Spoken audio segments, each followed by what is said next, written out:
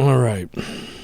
So it's about 3 in the morning, and I've been experimenting with this cigar with a big hole down the center. Now, I read a book, and I forgot what its name is. I probably could go in my other room and pick it up and look at it. It wasn't, I didn't buy it for this specific thing, and I don't even know if I bought it or if someone gave it to me or what the deal was. I tend to remember I bought it. The book said that if you, and I mentioned this once in an episode a billion years ago. Yes, I'm immortal, so deal with it. The book said that scientists had figured out that the longer you stay up, the more your right brain takes over and your left brain goes to sleep. And that creative things happen more when you're tired than when you're lucid. Meaning less logical things. If you want to think logically, you get a good night's sleep, drink your coffee, you're all bing, bing, bing, bing, bing, and you can do all that hard math stuff. But if you want to be creative, get really tired, and then you force your brain to think, and amazing things happen. So I'm experimenting with that every once in a while. Because I'm definitely tired. But I definitely want to do this show. Now, for the long-time listeners, you know that I have a series on dreams. And all I'm doing is I am, and have been for several years now, especially because of the show, not only having bigger and better dreams, but then analyzing them on the show with sort of a charter, a topic, a theme, which then results in the title. I'm not exactly sure what to call this episode, but you do, because it's on the front of the video. I experimented with the idea of calling it Dream Chronicles, but that doesn't quite nail it. Perhaps we'll run into the title as we talk. So where am I going to come from today? I've been having these dreams for the last probably 2 weeks that are unlike any dreams I've ever had, especially starting a week ago. You know, I always tell you guys that I dream in real time, and that if I dream and I feel like I've dreamed 2 hours, I wake up literally 2 hours later, I'll go pee, whatever, roll over, check the time, and it's 2 hours has passed. It's more easy in the morning when I'm, sleeping in because I stayed up late making episodes for you guys. And then the time is a critical thing. I want to get up before noon or at noon at the latest, right? I hate getting up late and I hate going to bed late, but I hate sleeping, even though I love my dreams. Because even though I enjoy my dreams, nothing's happening in this world, and that's why I'm alive. But probably about a week ago, a little less than a week ago, I think I can categorically say I had the longest continuous dream in my life, and it was as close to, and it's funny because I said 2 episodes ago that I was having incredible dreams. I need you to know that the one I'm talking about happened after that reference. This one was epic, and it's been going on now for probably 3 out of 5 days. I've been having these types of dreams. I may have another one tonight. And I don't know what's causing this. I'm dreaming full episodes, same characters, same general storyline, even though the locations do change. I'm not traveling that far away from where I am, but the places that I'm traveling are very quaint and interesting, and it's a different city, it's a different town, it's all different circumstances. I am not my name, and I don't do this show, and I don't live in California. I am someplace else. But it's nice.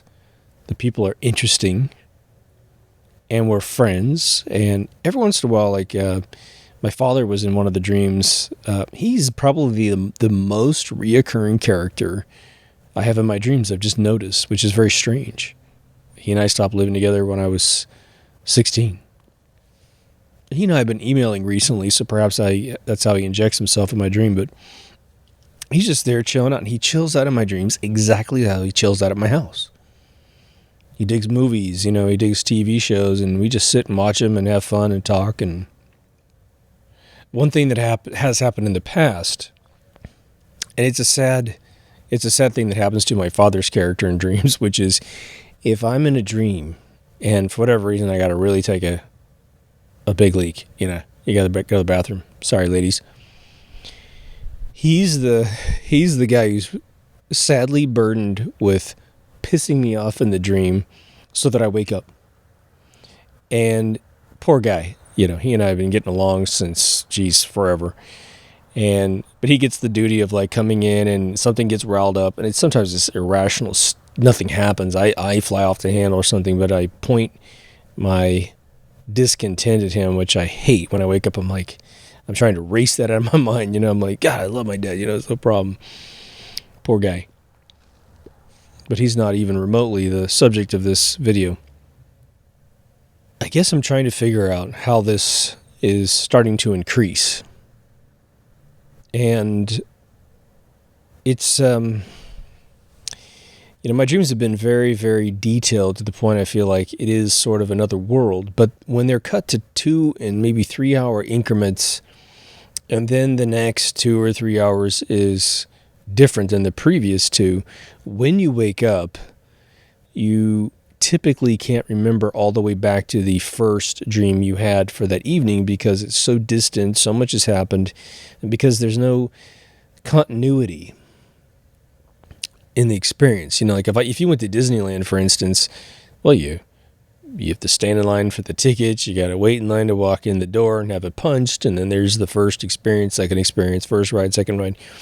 At least, even though the rides are different, there's this sort of common thread through the experience. Even if you go to California Park, it's still part of your day because you come back over to Disneyland and watch the fireworks and do whatever the hell you got to do. It's sewn together.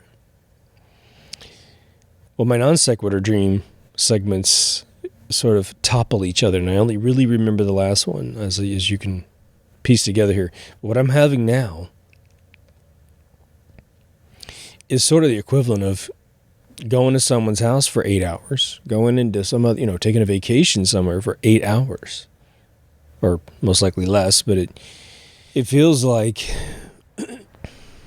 that episode of Next Generation where Picard gets zapped by a satellite just out in front of the ship, and he ends up living an entire lifetime inside this simulation, inside the satellite.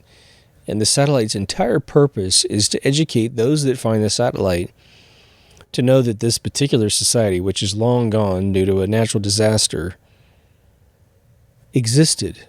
And Picard is playing a character as this he plays a gentleman of his own age, and then he ages all the way up to his 70s or 80s or 90s or whatever it is, and then he punches out. And so he wakes up and he's like, oh my God, I lived a whole life in that other thing. I mean, like, not figuratively, he 100% lived this life. So he has an adjustment phase of becoming Jean-Luc Picard again and running a starship. I mean, it's a beautiful episode, and it's the only episode that doesn't end with the credit music. And those of you who've seen it know, I'm just going to digress on this for a split second more. He had this flute at the other universe, and he learned how to play this song on the flute. So when he came back to it's like a piccolo flute sort of thing. When he comes back to the ship, he gets it out, and he plays it as the credits roll. And it's this little heartfelt song, and he's sort of saying goodbye to this world that he got to experience. So mine don't have any negativity attached to them. They have pretty much all positivity. And I had this dream that this scene in my dream that I've had the feeling a couple times before, but for me, there's something very special about this feeling, very special about this scene. And it has to do with walking into a room in this sort of office building. And we're always in these office buildings. Sometimes it has a mall kind of feeling. Sometimes it just has an amphitheater feeling. It's like that old book they wrote. I think somebody wrote a book about a tower. And I think Poltergeist 3 did this, where society lives in a building. Like your whole life is in a skyscraper and you never leave. Everything's in there. Like these gigantic monolithic buildings have never been built, but you've theorized, if you built a building a mile high, a mile wide, a mile in all directions, you could fit everyone on planet Earth in it. So you build one of those, you put a tiny portion of Earth in there, and you could live in it forever. And it's sort of, at times, what my dreams feel like, but I do go outside quite often as well, because I travel between buildings. This is the weirdest thing, right? But I walk into this room, and I have a gigantic feeling. And I'm going to try to put this into words. It was, I'm in a dream. So dreams, you have a loose version of your senses, right? You barely have touch. You definitely have sight and sound. You never usually have that much taste, although I have had taste in a dream, as I've reported before. But it's a very unique thing. It's a very unique instance for me personally. I just don't have a lot of taste thing. I'm not eating food in my dreams that often, and I'm not having a taste to it. But I walk into this room, and I get the distinct sense that I am in the architect's room. There's plural because there was probably 20 to 30 scientists in this room, all wearing white coats of some kind. The room is incredibly designed. The room has big, giant cubes for desks, probably about 3.5 feet, 4 feet, probably 4 feet or so, just so your elbows kind of rest on the top of the desk. Usually about 36 inches is the minimum desk, but these are standing desks. And I walk into this room. There's two parts to the vision. One, I walk in the room and I walk past the scientists. And in the back room, there are all these cube tables, and they're all different sizes. And it looks like a Blender 3D model of a 6-sided room. It probably has more than 6 sides. Like just the right wall was turning inward and had another little junction to it, but no big deal. It's all enclosed. Probably just standard 8-9 foot ceiling. And it had a mist in the room. Like you turn on the mist filter in Blender 3D, so you have like a, it's breaking down the light as it goes into the distance. And it's only probably about 15, 20 feet from me, the back of the room. I'm about the center of the room at this point. But as I walked in the room, I got this epiphany as if someone was sending it to me. You are in the room of either the dream architects or the architects of the reality that you're in. As if I stepped behind the curtain. And it was this incredible feeling that was true. And that I was being allowed in to see it. And so I turn around because I know I've walked past what I really want to see, which is what are they doing? What are they working on? What does an architect of this, whatever they do? And so I pull back about a third into the room, and I'm still facing, like I turn around, I walk back 20%, turn around, and now I'm standing next to a bunch of scientists, and there's like these weird little like desk lights. I can't remember if it was projecting down or I think it was almost like the top of the cube seemed to have a backlight to it. So they could see what they were doing. And everyone had instruments and white paper. And in front of me is a guy, he's probably about 5'4" or 5, kind of a pudgy guy. He's got a big smile on his face, and I got the distinct sense he was new to the room. Because he had brown glasses on. He had the lab coat right up to his neck. And it looked too big on him. Like he's not big enough to wear this thing. But it fell down to about his knees or so. And he is turning around, and he's got one of those little compass things used to draw circles, right? Sort of like the thing in the Mason doodad, right? And he is turning around, and he's got it up, and the room is kind of laughing, and he's laughing too. And it's as if he is trying to illustrate something on a piece of paper. I'll get to the piece of paper in a second. And he's like his first day at work, something like that, towards the beginning of his career and whatever the hell they're doing here. And there's definitely a taller guy to the right. Seems like a senior director kind of guy. And then there's a bunch of dudes at all these cubes, and some of them still have their heads down and they're working. Some of the people are closer to whatever event occurred here are laughing. And so now I look down at the paper because I'm kind of like, what's going on? You have to know I have this euphoric feeling that won't stop. It was super intense when I walked halfway into the room and I looked at the room by myself.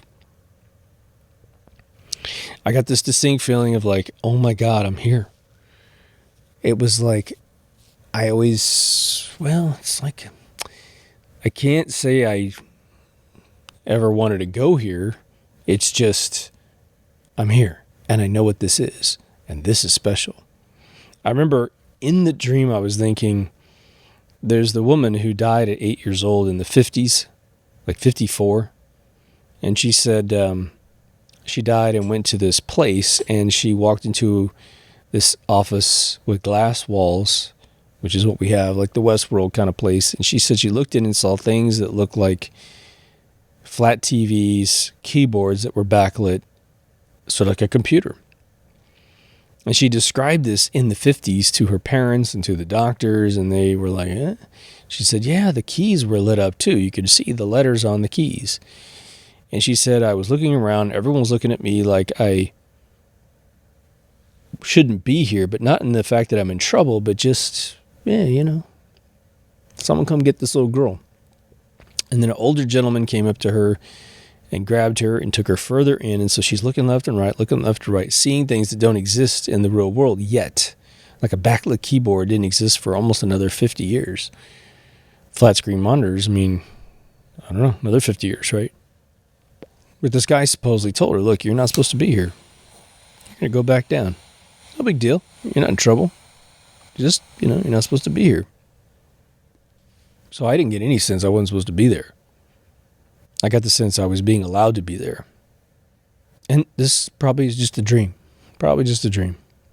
But I looked down at the piece of paper and I saw this beautiful draftsman work. And they were drawing sort of mechanical schematics of something. And I take it that the paper I was looking at, which was where this seemingly new recruit was trying to figure out his tool. That was the joke. I think he was holding up this tool.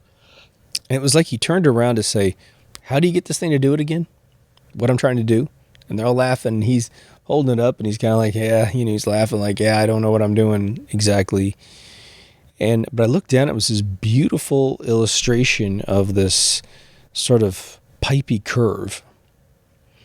And it had, like, if you're like a Photoshop person or Illustrator person, imagine like a 10-point stroke outside line, move in a few millimeters, and now you have like a 1-point stroke on the inside. And then inside that, there were certain symbols inside, which may have been like mechanical fittings or something.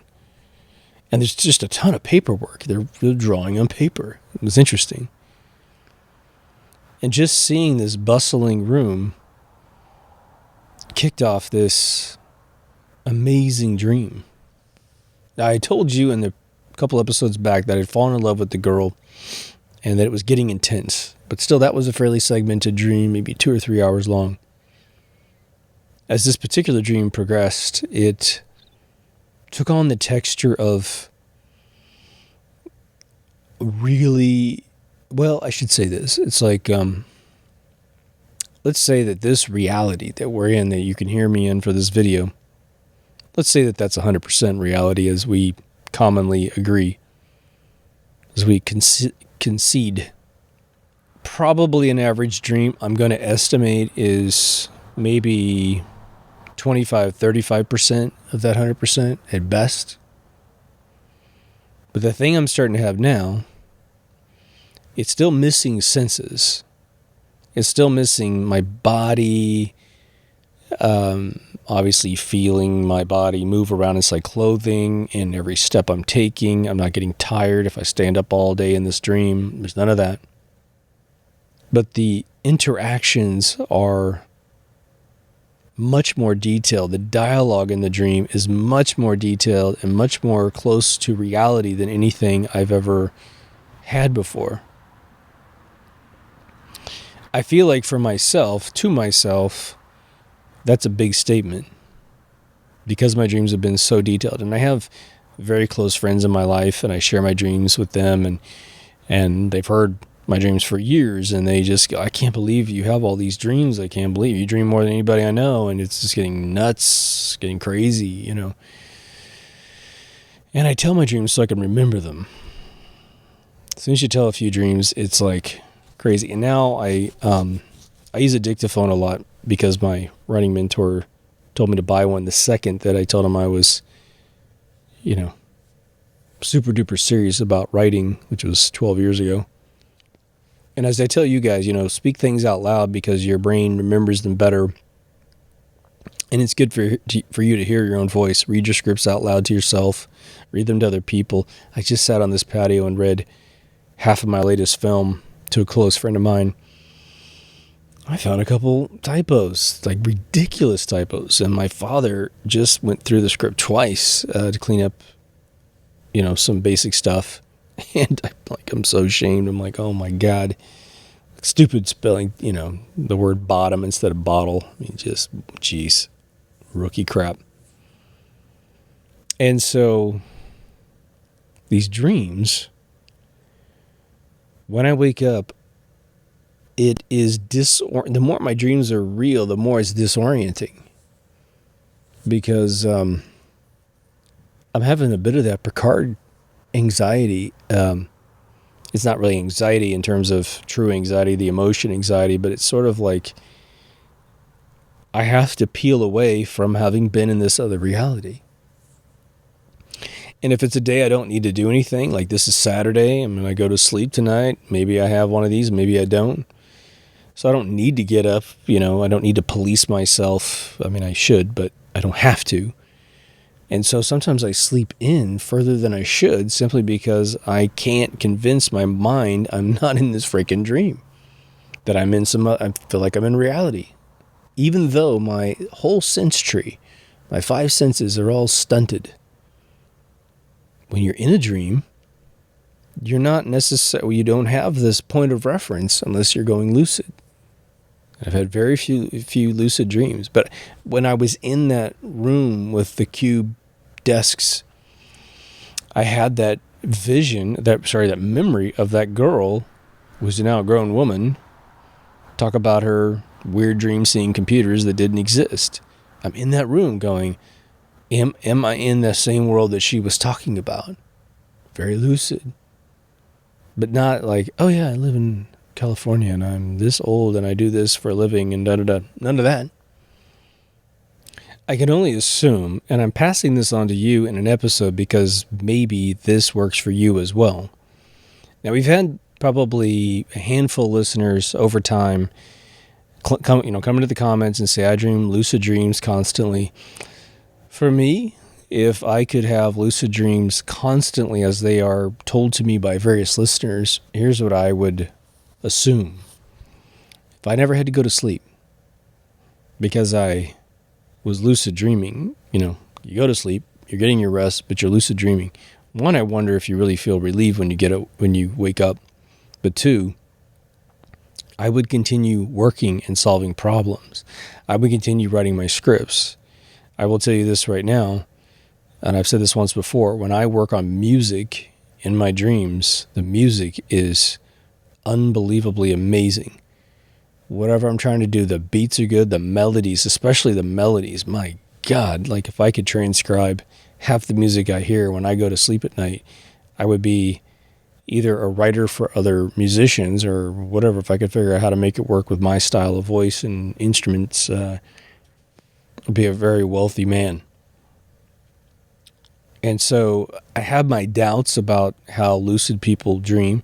I think it's a boast that sounds unbelievable. It's like people who tell me they have out-of-body experiences every single night, and I go, okay, define that to me. Well, I lift out of my body, and I can go anywhere in the house I want, and I go, okay. Have someone put something in a dresser drawer that you don't know what it is, and then go to sleep, wake up, be honest, what's in that drawer? Because you should be able to push your head in there and go, oh yeah, it's a sweater, it's a coffee mug, it's whatever. And I did this to a guy a long time ago who said that his girlfriend was telling him this, that she was having out-of-body experiences every night and she could walk around the room. And I gave him that little test. I said, well, put something in there put something in your top dresser drawer and have her look in it and tell you what it was. And that was the last time I ever heard about that, and he thought it was funny as hell because he was tired of hearing it himself. But what's really interesting about dreams, and this has been completely serendipitous because, again, I don't go into a dream and then immediately wake up and realize I'm doing it, and then I can consciously test things about myself. But one of the things I've realized about dreams is that you can architect... Well, I should say this. You end up sometimes being yourself 100%, and then you end up being this sort of more interesting version of yourself. Almost as if you had a witness relocation program, and let's say you've been a jerk to people, and you've been testy, and it never worked out, and everybody hated you, or you just didn't talk to you. Maybe they feared you or whatever, and you hated that. You wanted to be that way because you serendipitously became who you were, right? You just accidentally become who you are. And now you want to intentionally reinvent yourself. And so you're like, it's like the old story about Jesus from Nazareth. He could never be the Son of God in his hometown because they're like, we know you when you were a little kid. And so in a dream, you can become anything that you want. And we tend to, I think, serendipitously practice a better version of ourselves. It's like Lieutenant Barclay, is that his name? In Star Trek, who would go into the holodeck. He was a really nervous Nell in the real world, stuttered all the time. This actor is amazing who plays this guy. And there was an episode where they couldn't find him and he kept hiding in the holodeck because in the holodeck he was a swashbuckler and he would take out the three musketeers and he was just a ladies' man and he was always macking down on Counselor Troy. I would too. And he got to practice who he was. And so they were trying to convince him, dude, why don't you bring that amazing version of yourself out into the real world? And for whatever reason, he couldn't. I think they gave him a little scene where he was a little bit more that way for a little while, but then he regressed back into his sort of weird, cowardly, mousy personality, which was extremely endearing. Again, that actor played that role so well that when I first bumped into that character, Lieutenant Barclay, I think I'm saying his name right, I was annoyed as hell with this character because that whole weakness thing, anytime there's a character that plays weak who's not mentally ill in a movie or a television show, it just bothers. Like the kid in Saving Private Ryan that let his buddy get killed by the Nazi upstairs. I mean, I can't tell you how much I hated that character, the E.T. kid. But, of course, that's part of what the script was written to do. He played it perfectly, so to the degree I dislike him as a character in the movie, well, that means he got an A+ for the day because he did exactly what he was hired to do. So hats off to him. But sometimes, I don't know what it's like to be... I mean, this sounds like a boast. I hate the way this is going to sound, but I've always been very confident. Always. Whether I'm full of shit or not, I'm always very, very confident, have been in my life. And because I kind of think, look, I can only do my best. I am going to do my best. I don't tell lies and backstab people, so I don't have to keep track of all that crap. I can just be myself constantly. I'm always helping people, so don't worry about that. Yeah, I've had times I've been betrayed, and my version of being pissed off is extremely bad.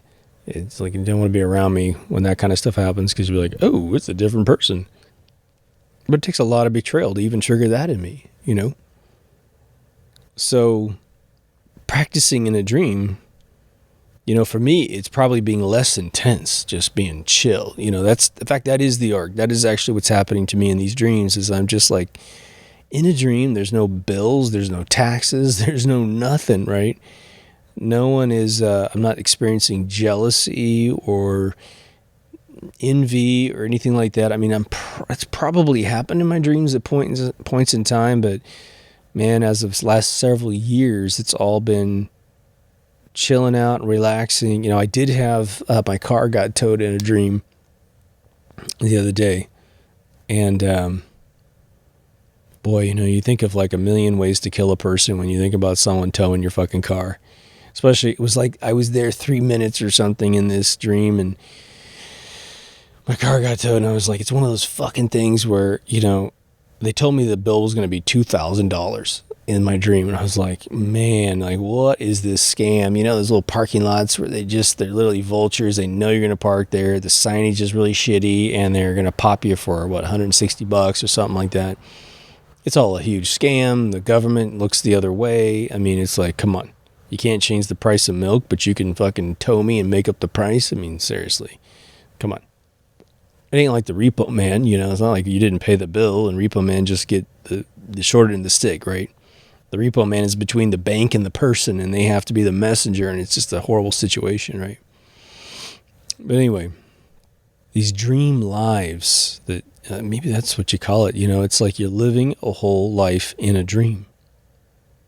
I think I got there by continually analyzing my dreams for their beginning, middle, and end narration after I woke up. Thus, every time I go back to sleep, it ceases to be this chaotic experience.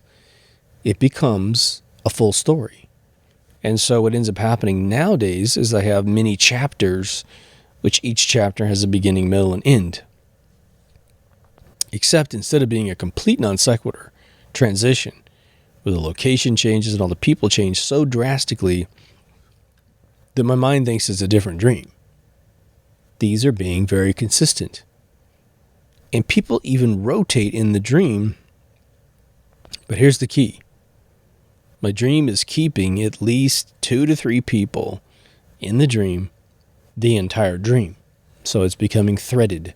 The location is very organic and consistent. So if I were to park my car at the beginning of the dream and everything's fine because I got to go in for a party, I got to go in to meet people, we're going to do something together. I mean, I've gone to movies in dreams and watched movies, man. And the movie theaters are always designed really bizarrely, like completely ridiculous theater seating and I don't know, it's just weird.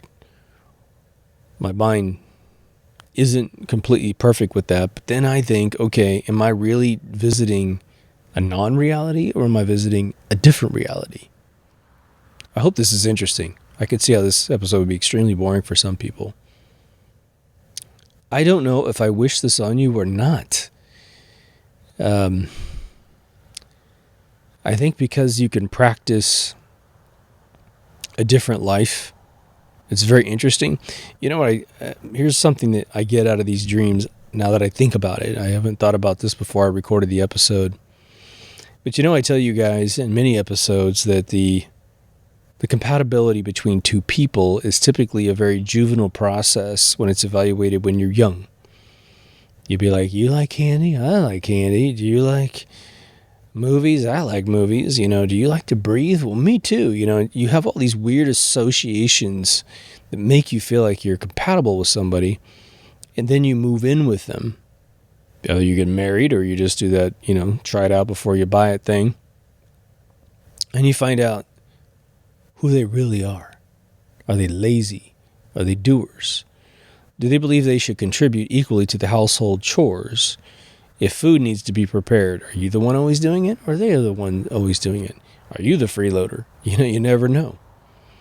And that's why I always tell you folks, like, it's the theme of your existence that determines whether or not you are compatible with another person. The easiest question you can ask another human being is, what is your purpose here on this planet? Doesn't matter how crazy the answer is. If both of you have a crazy answer and it seems compatible, then you're probably compatible. If you're both lost and you both have crappy answers, well, there you go. You may end up being compatible, and you may not might not end up being compatible because you both haven't decided what kind of person you are. If you're clever and you're older, in the mind at least, you can fish for things that they have done that turn them on. Do they go to old folks' home and visit people that are absolutely isolated? Do they talk to Alzheimer's patients and pretend to be their children? Do they look at a child and think, I will do anything to save that kid's life, and I don't even know that kid? That kind of stuff. The theme of who they are as a person, the things that are reoccurring arcs in their personality. It's very powerful. And sometimes we change and we're not aware of it. Example, you get stuck in a relationship that's not good for you, but you hang on for tradition, for nostalgia, whatever. The person you're with is drifting away from you, or you're drifting away from them. They're remaining who they've always been and been really sort of being true to you, even though you may not be compatible with it. And you're listening to shows like this, you're growing and maturing and you're becoming whatever you decide you want to be. And it's different. And it's so different, you don't really have any business hanging out with the other person. So when you have dreams, I think, at least for me, provided you're not having some weird nightmare or something, I guess that could probably indicate something as well. If you have a nice, pleasant dream, you should be able to analyze your own dreams and say, what was I doing in my dream? Because I really enjoyed it. And like, well, I did this, and I did that, and I did this. And what am I doing in my real life? You can, I'm working too much. I'm not spending time with my loved ones. I haven't left my hometown and wherever you live, the town you live in for a really long time. And in my dream, I'm always someplace else. Maybe I want to travel.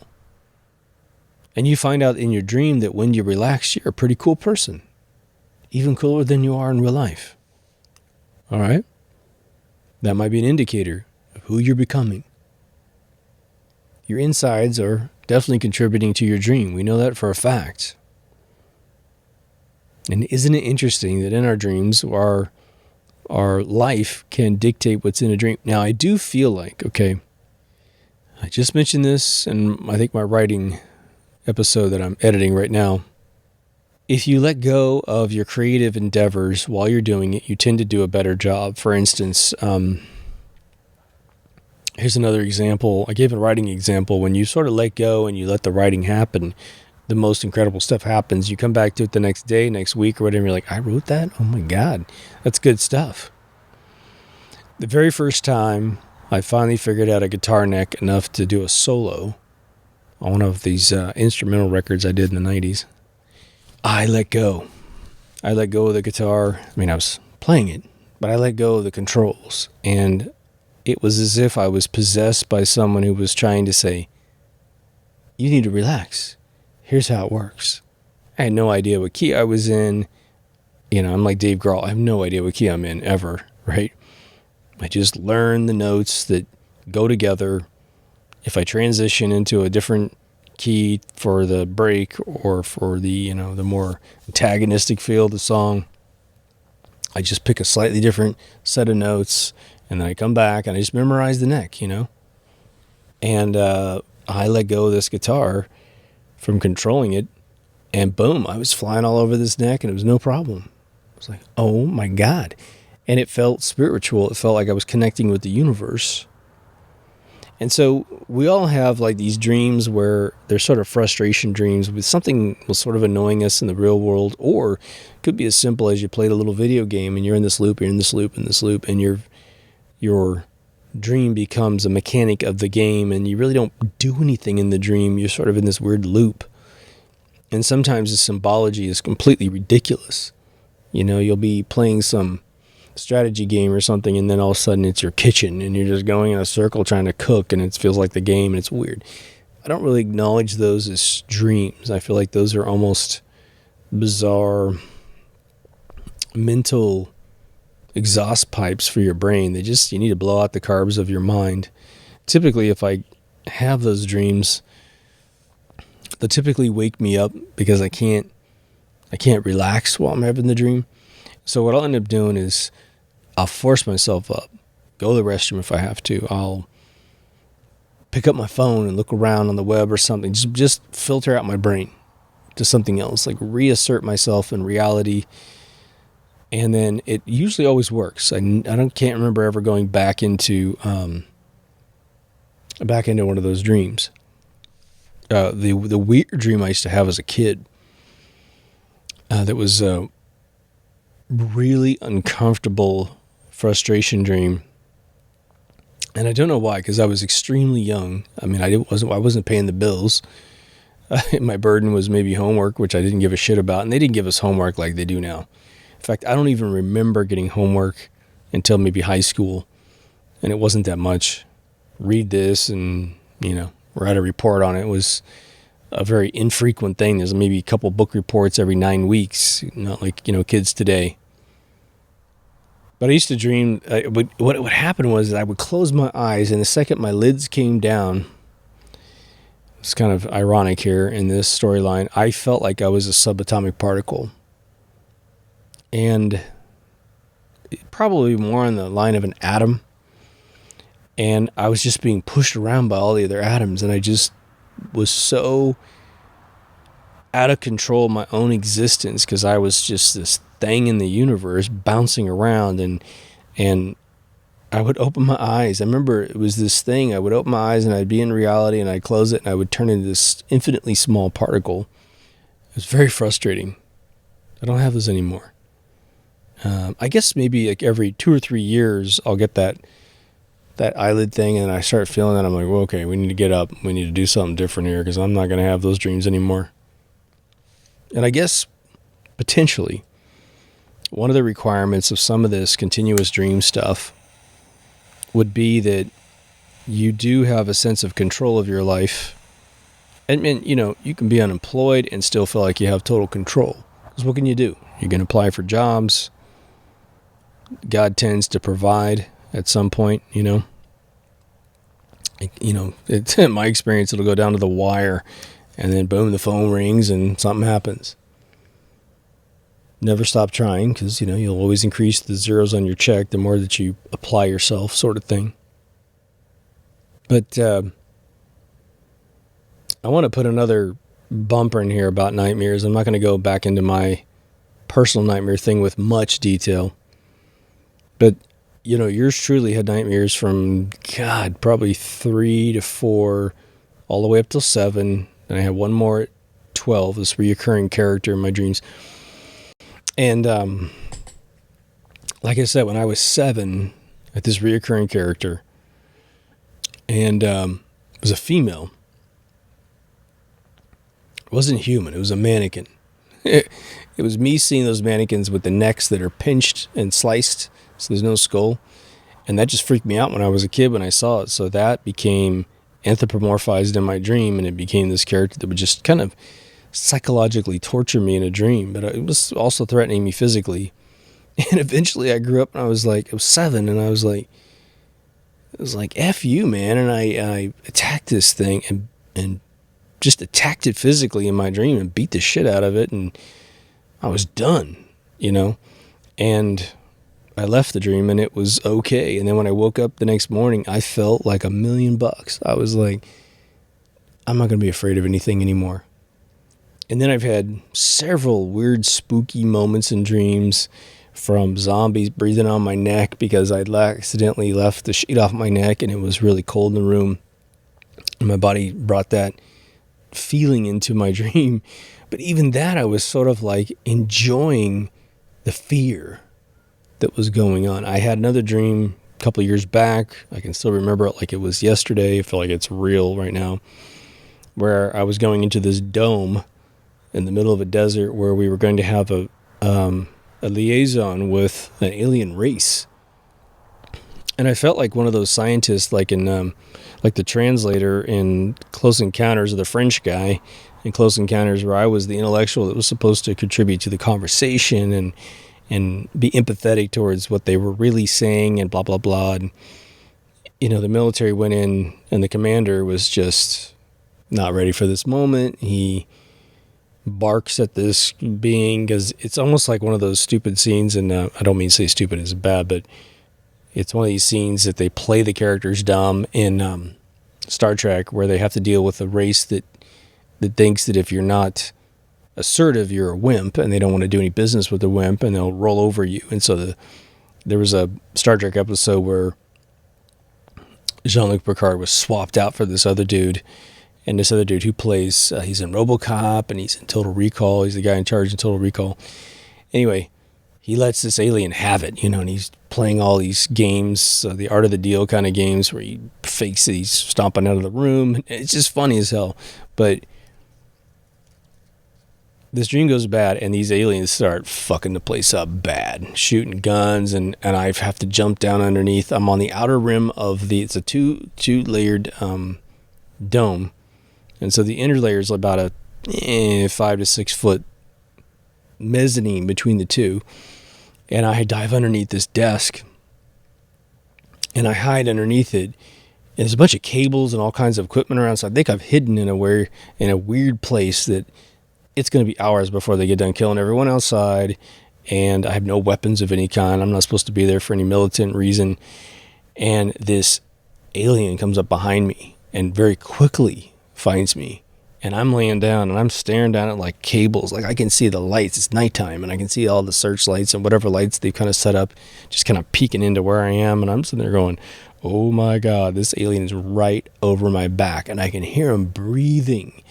And it's so, to this day, it feels so realistic. And, in real life, I guess I would say that maybe in the realistic version of the dream, it would be that he was sympathetic, or he was empathetically realizing I'm not the problem. I'm not there to hurt him or anything. But anyway, he's over me, breathing at me, and I'm thinking, God damn, he's going to grab my legs. He's going to yank me somewhere, and something's going to happen, right?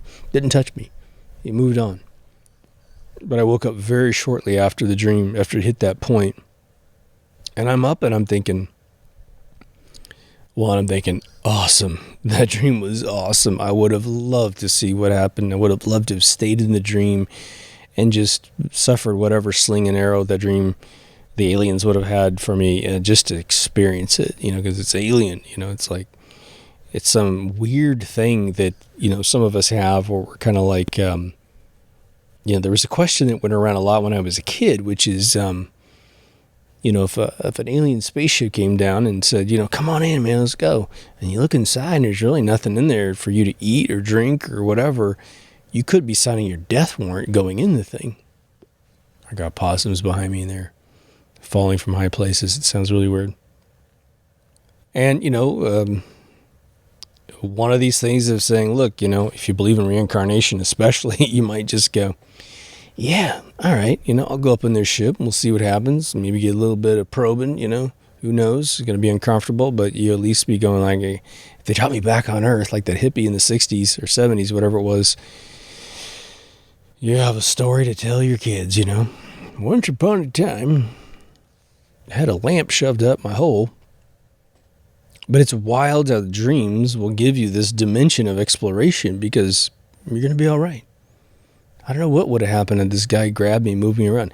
There was a dream I had. I'm going on the nightmare thing to kind of get you through it. Okay, so the thing I realized, and it has to do with real life. Any of you guys have dealt with bullies. I was moved around a lot as a kid, and always the dude that, the stragglers would always pick on as soon as you get there. And so first couple times you're a little meeker, because you don't even know these guys are bad until it starts happening to you. And you're like, oh, okay, we're going to do our thing. We're all children, But as you get older, I don't know, you tend to get wise eyes after a while. There was this scene, I'm trying to think of what movie it was in. I think it was in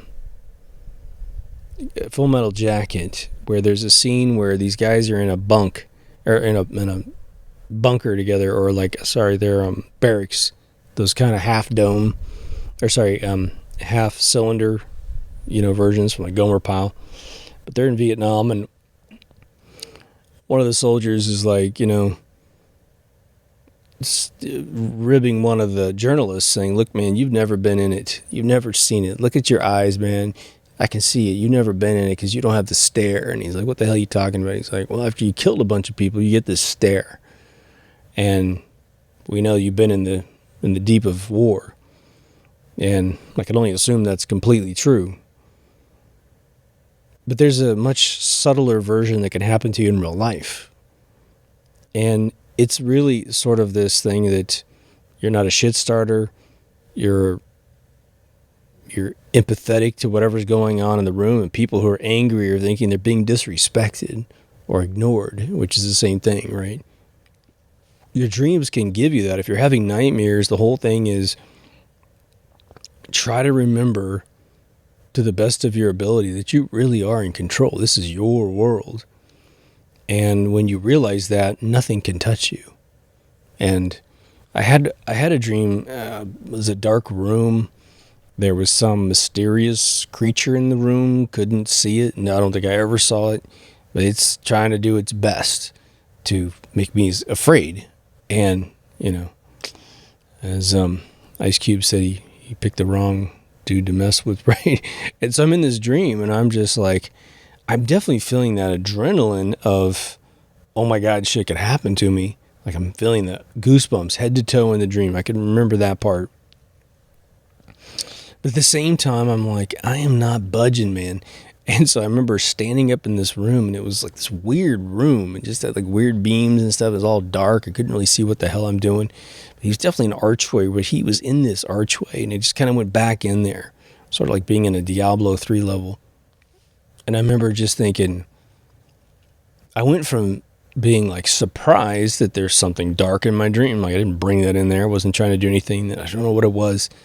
And I remember just saying out loud in the dream, I'm like, come on, let's do this. Like, where are you? And then I remember running up to the arch to see if I could find the thing. Because I'm like, I'm in control, and I'm going to tear you from limb to limb. I don't care how strong you think you are. I'm in charge.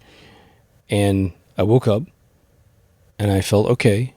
And that was, again, it's just over. So the reason why I mentioned the nightmare thing is that I think that you have to get rid of that possibility of a dream by taking charge and just having fun with it. And I guarantee you, if you are suffering from a villain in a dream, especially a reoccurring villain, or even a recurring species of a villain, and you nail it, you're going to wake up.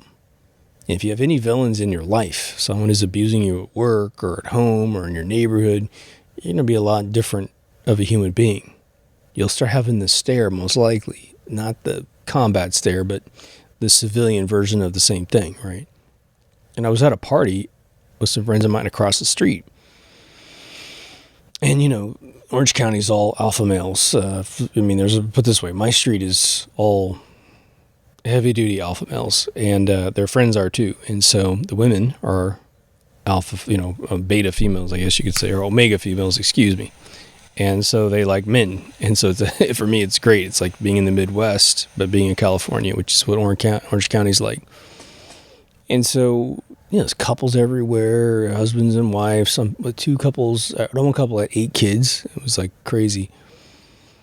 We started having the conversation about just bravado and macho-ness, and how when you're young, you do all your scrapping. Either you're an asshole and you start it, or you're just sensitive and you get into it, or you're being beat up and you got to defend yourself. That old thing from the bullies. And these villains in your dreams are just like bad bullies. Once you stand up to a bad bully, they back down and they move on. They don't want to fail. And they tend to mature out of bully stage once they get their ass kicked, because it makes them mortal in their own mind. Now, in real life, you might have an MMA fighter and some other big bruiser, and there's nothing you can do to physically do anything except for maybe get a chin shot, maybe. But we all agreed that, operating from a perspective, from a keystone of respect, diffuses all the situations in the world, and it really keeps you out of trouble, and it makes you have some great friends. You might even be in an argument with somebody, and then eventually they're your best friend. So you can use your dreams, I think, to get through that without getting into any true physical disputes, of course. But you also practice, like training wheels, you practice who you are. And that's cool, right? You don't have to spend any money, you don't have to get hurt, you don't get bruised, you don't have to have any healing broken bones, you don't lose your life, And so I would say get your practice in as early as you possibly can, because that will reflect in your life, and you'll gain more control in your life. And your dreams will start to chill out, because your brain's like, I I could bring another villain in, but that only lasts a couple seconds because all he does is go after the villain. Like, it's funny. He just chases them down until they disappear. And a lot of times, here's what I think. A lot of times your brain has no idea how to really create a villain because it doesn't know what to do if you chase it. You're supposed to be chased by it. And if you turn around and go, you're going to have to think about how this thing is supposed to rip me to shreds because that's what I'm about to do to it. And boy, I can conceive that any day of the week. But can you conceive ripping me apart when I'm in control? It ain't allowed in a dream. Sorry. Half the time I have a couple friends of mine that said that they believe they've died in a dream. Only a couple. And here's the interesting thing about dying in a dream. It's because they were running from whatever it was that was chasing them. And then they fell off a roof. They jumped out a window. Okay, you see the solution? Don't run. Don't run. And if you run and you happen to jump out a window, just remember Neo from the Matrix and do whatever the fuck you want when you jump out of that window. And the real world will seem like a cakewalk when you wake up because the real world doesn't have monsters under the bed, doesn't have monsters in the closet, doesn't have monsters down the hallway. I mean, you have bad human beings from time to time, but and you'll have crazies every once in a while. I can't really give you any advice about that besides buy a gun, have it close to you at night, and try to be as judicious as possible. Don't shoot your fucking kids, right? Turn the lights on. So I'm having these continuous dreams.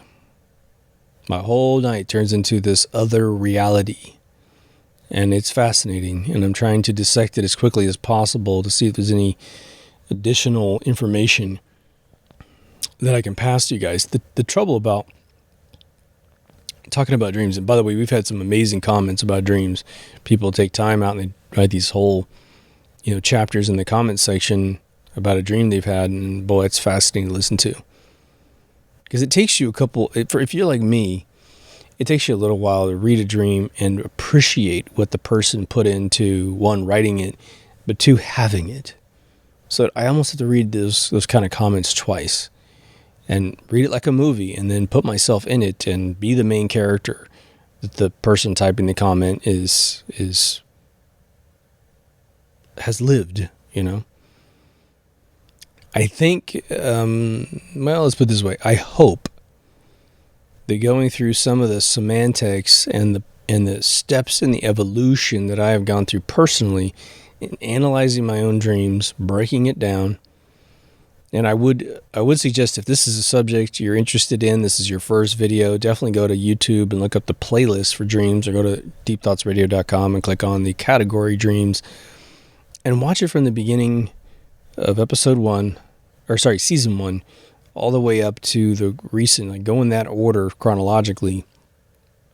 And you may find that there's a lot of interesting epiphanies in those episodes that will help you personally get to the point, if you're not already at this point, where you can have these dreams that I'm talking about, and maybe we could compare notes. Because if we can't compare notes, then it's I'm more than happy to entertain you with my own thing, but wouldn't it be more interesting to share these experiences? Because I'm looking for someone to run way past me. And again, if you're having lucid dreams every night, then you are having dreams completely beyond my average dream. The thing that's made me flip over to lucidity, again, my first lucid dream I ever had, I was at the, I think it was called Farmer's Market. I think it might still be there. It's on the main street of my hometown, literally in the center of the town, across from the junior high. And it's like an old 50s grocery store, small, but big at the same time for the 50s.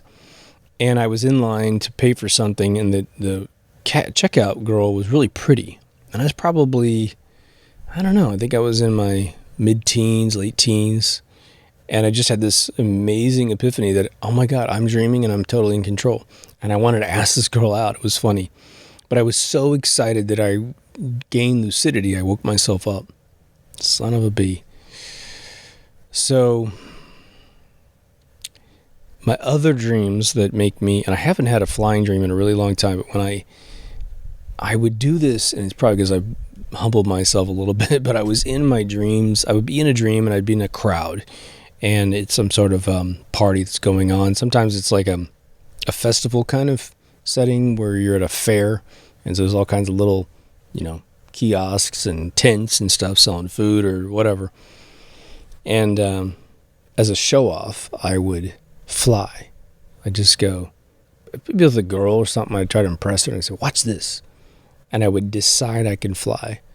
And it would be this very believable beginning. It wasn't like I just flew off like Superman, but I just started flying a little bit, and the whole audience is like, oh my God, this dude flying in the middle of it. Like, what is this? Is this a show? And the more I fly and the more I do things just like 10 or 15 feet above the air. And I would usually get to about maybe 30, 40 feet up. And it was funny, my brain is so practical, fucking thing. It's like, well, there's power lines, watch out for those, and I have to fly around power lines like I'm some hot air balloon. I've had one superhero moment. I was on top, I felt like I was in the future. It was really interesting. I was in some sort of Buck Rogers future here on Earth, but this building was fully capable of being built in the real world, but it was just, it looked advanced. It looked interesting. The whole city looked advanced. I don't know where the hell I was, but there was a giant park down below in a square, sort of like half of Central Park. Very modern. It's like dusky, and I'm on top of this building, and I remember jumping off the building and then doing this wild swoop and a land, just like a superhero. Boom. And that was it. And I remember, having the lucidity feel, because every time I fly, I feel pretty lucid about what I'm doing. And it always tends to wake me up. And I mourned after I woke up because I was like, damn, I wanted to see more of that city. I'll tell you this. One of the dreams I am dying to have, which I have never had. I mentioned one I won't repeat again, but it's not the same thing. I would love to go to a dream and travel the universe. Not necessarily the journey. I don't necessarily want to sit in a spaceship or anything. But I want to wake up overlooking a city of aliens. Sophisticated ones like us that have methods of travel, lodging, they're super techie. I want to see what kind of thing. Well, first, I want to know what they look like.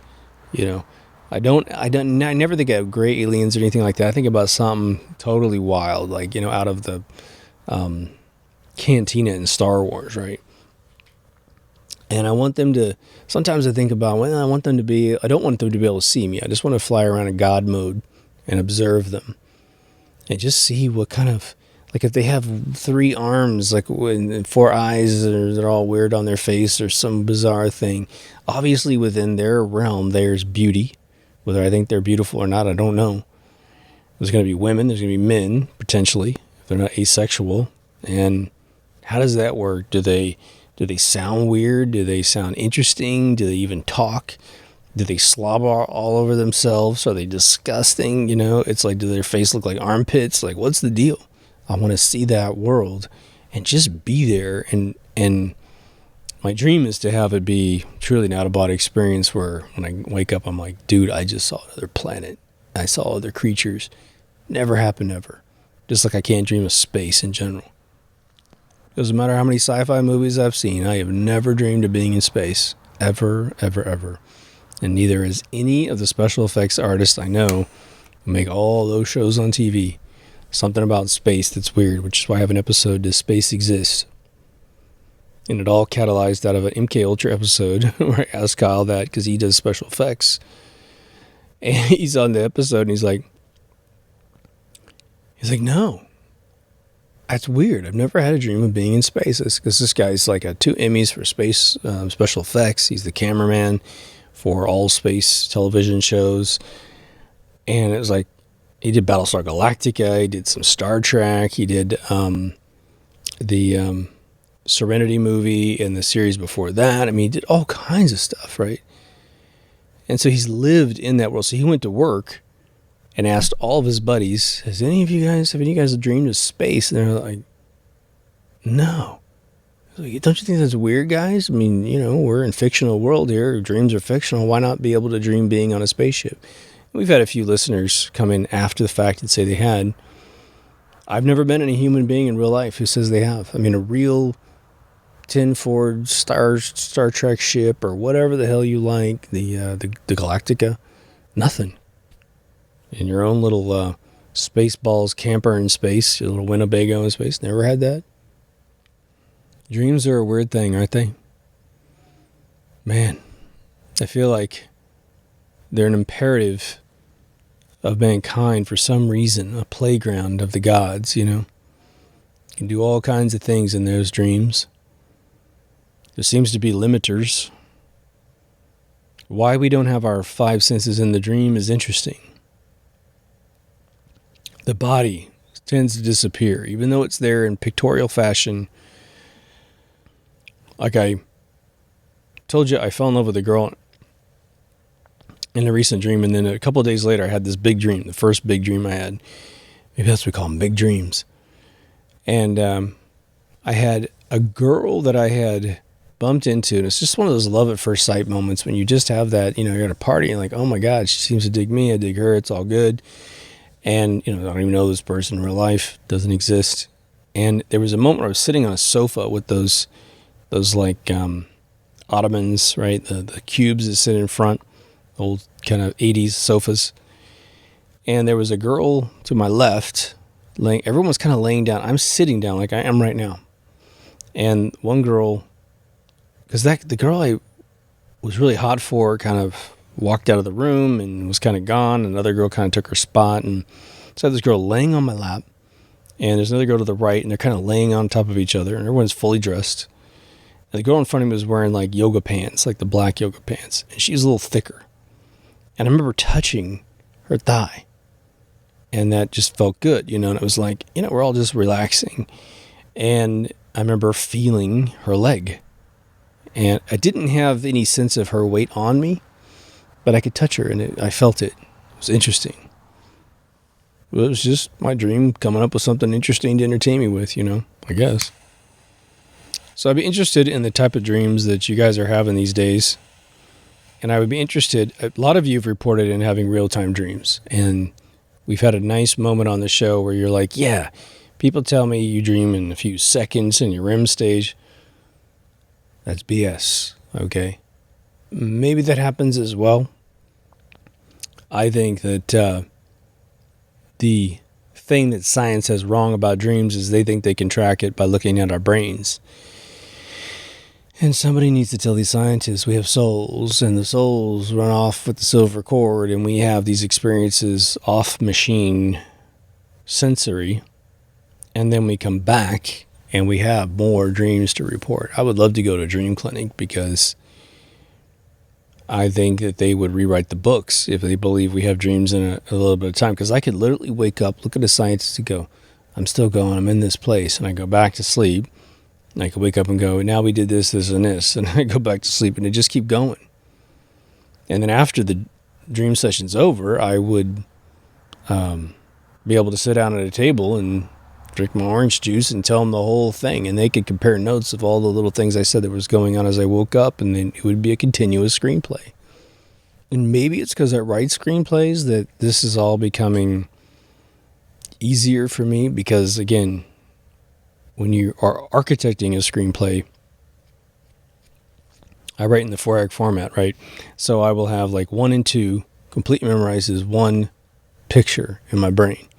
Maybe I have 4 half figured out because I know how the ending works. And then 3 and half of 4 is like a void. You know, it's like a bunch of like groceries in your bags all mixed up and it doesn't make any sense and the flow's not right. But once you sort it all out and you write the first draft, it's in your brain. The whole thing is one picture worth 10,000 words or whatever. So in closing, let me just remind you of something kind of silly, but perhaps valuable.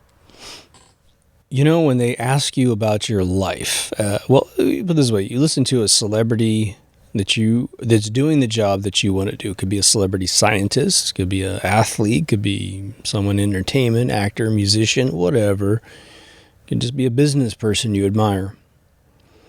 And when they ask them that age-old question, you know, what would be your advice for somebody new in the world, you know, wanting to get into your line of work? Obviously, they're going to tell you to get educated and work hard, sort of thing, because that's what luck is. But usually they will come onto a metaphor that's very traditional, which is follow your dreams and never, ever, ever stop. No matter how logical it feels to you at any point in time, or how exhausted you are, or how much you feel like you're not good at what you're doing, never, ever stop, and you'll get good at it. That is the absolute truth of this planet, period, right? There's so many people that were no good at what they were doing, and they got good eventually. And there's some that are pretty damn talented right out of the gate. But you'll have, was it Don Knotts? I just watched an interview with Zach Galifianakis doing an interview of him. I think he's passed now. But, is that right? No, it wasn't Don Knotts. It was Don Rickles. Excuse me, Don Rickles. And, he's this brilliant, quipping comedian. I mean, the guy could take anything that was said a second ago and flip it, just like Groucho Marx. I don't know if anyone asked Groucho this question, but Don Rickles said, look, I was going to this open mic night thing, and I was awful. He goes, I was just bombing, all the time until one joke hit, and I started building on that joke, and I started figuring out a technique, and then I became a professional. I've heard many times the lead singer, Kevin Dubrow, who's the lead singer of Quiet Riot, somebody said that when he first started singing, he was awful. And that somebody, I forgot who said they mentored him, but they said they mentored him into what he ended up being. And of course, he's fortunately took his own life in like 2006 or something, but he had to work hard at it. And he eventually mastered enough to be a legend. And so there are a ton of people, and probably the majority of all people that had moments where they were going to give up, and they kept going. I think if you record your dreams, meaning you dictate them, write them down, draw them, whatever, and start to read more into your accomplishments in your dreams and what you are in your dreams, pull it into this real world, because you're practicing from your own mind what you could be. The artist known as Prince, who's long gone now, he said, look, I was very insecure as a kid, and I eventually just decided to pretend in the real world that I was the other guy, the super charismatic guy, the guy that could get any woman he wanted, and eventually it bled into his music, and he made it happen. Look at all the rappers, man, that are broke as a fucking joke and rapping about how rich they are, and god darn it, they get rich. It's that confidence in their lyrics. What was it? Riff Raff, right? He's sort of not what he used to be, but he's just a kid. He made a bunch of YouTube videos, but he made, I think, unquestionably horrible music at one point, and then he started making great music because he got great producers behind him, and he's got talent. He